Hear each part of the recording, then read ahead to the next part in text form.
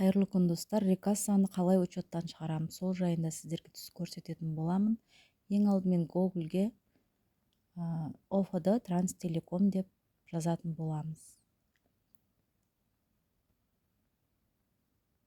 Бізде міне ОФД Транстелеком, осы сайтқа кіреміз.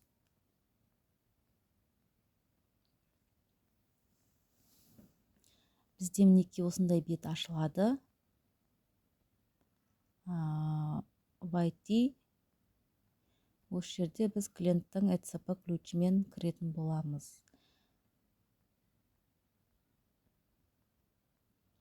Өзімізге керекті ключті таңдаймыз. Және аут форматымен қол қоямыз. Паролін жазып, открыть басамыз.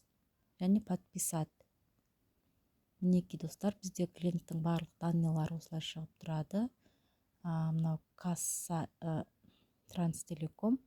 Осы жерде касса дегенді басып, зарегистрированное в КГД деген тұр. Сол кнопканы басамыз.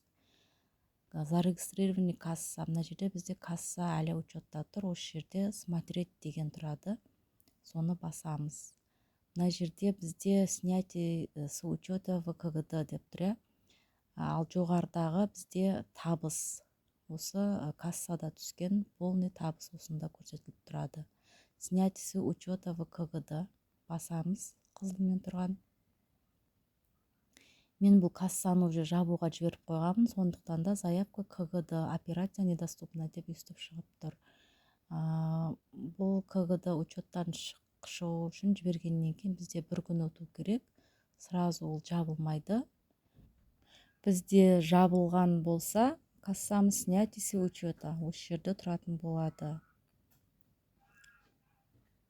Міне мысалға біз кеше жібердік, бүгін көрейік касса. Зарегистрированный касса уже мына жерде жоқ.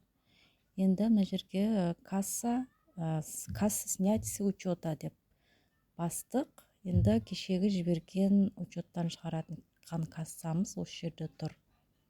Мінекей достар, осылай кассаны снять етеміз. Достар, видеом пайдалы болған болса, каналыма тіркеліп, лайк басып кетіңіздер. Сіздерге бұдан да пайдалы ақпараттармен бөлісетін боламын.